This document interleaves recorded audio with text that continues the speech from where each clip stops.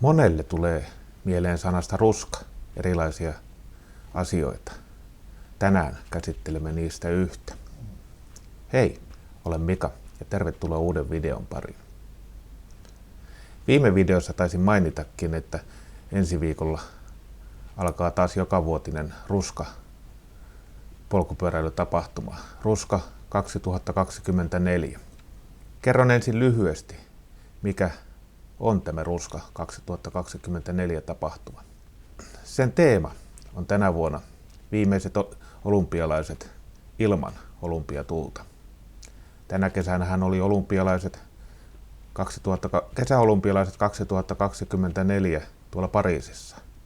Niin oli myös 100 vuotta sitten, 1924. Ne olivat viimeiset kisat, jolloin kisoissa ei sytytetty olympiatulta. Siitä lähtien se on aina sytytetty. Tämä olympiateema on ollut kantavana, kun on suunniteltu Ruskan reittiä. Lähtö on Olympiastadionilla Paavonurmen patsaalta. Huomenna 13.9. kello 19.46. Heti lähdöstä kilpailijat jakaantuvat 4 eri reittiin. On jaettu erilaisia pisteitä, jotka liittyvät olympialaisiin ja joissa pitää käydä.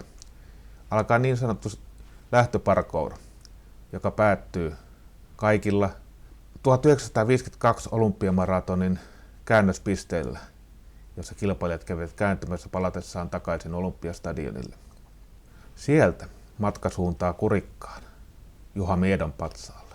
Jokainen varmaan tietää, miksi Mieto on niin tärkeässä roolissa puhuttaessa suomalaisesta olympiahistoriasta. Osa varmaan muistaa 100 sekunnin häviön Lake Placidissä Thomas Wasperille. Sieltä Kurikasta matka jatkuu Pallakselle, Taivaskerolle, jossa sytytettiin 1952 kesäolympialaisten olympiatuli. Käytyään kaikki ne pyörineen ja varusteineen Taivaskerolla olympiatulen sytyttämisen muistomerkillä osallistujat jatkavat matkaa Sodankylään, Pertti Ukkolan galleriaan. Pertti Ukkolan ainakin vanhemmat seuraajat muistavat painijana, joka voitti olympiakultaa. Sodankylästä matka jatkuu kohti maalia, Tromssaa. Tromssaan on mahdollista kulkea 2 eri reittiä. Toinen kulkee Ruotsin kautta ja toinen Norjan. Kilpailijat saavat itse vapaaehtoisesti valita, kumman reitin valitsevat. Maaliin Tromssaan on saavuttava ensi viikon lauantaina kello 24 mennessä. Eli aikaa reitin suorittamiseen on 8 vuorokautta, 5 tuntia ja 14 minuuttia. Siellä osallistujille sitten on illanistujaiset, jonka aikana perinteisesti on aina joku vielä tullut maaliin. Ruskan seuraamisen on 2 eri vaihtoehtoa. Ensimmäinen on järjestäjän virallinen seurantasivu, johon tulevat kaikki osallistujat, kuka missäkin milloinkin on. Eli karttapohja, mistä pääsee näkemään kilpailujen sijainnin ja viimeisen vuorokauden reitin. Sitten on mahdollista ollut hankkia hiukan tarkempi seurantalaite kisan ajaksi.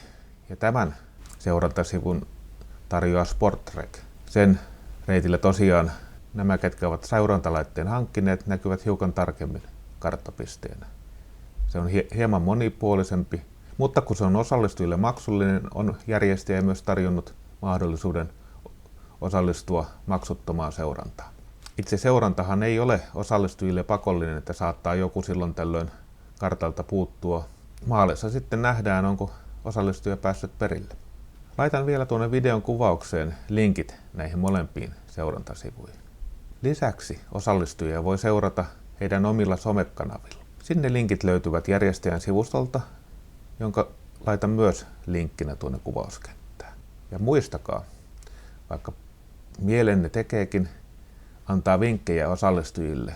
Tämä on omatoiminen tapahtuma, jolloin osallistujille vihjeiden antaminen, ulkopuolisen avun antaminen on kiellettyä, joten kannustakaa, mutta älkää antako apuja. Tällä kertaa minulla ei ole muuta.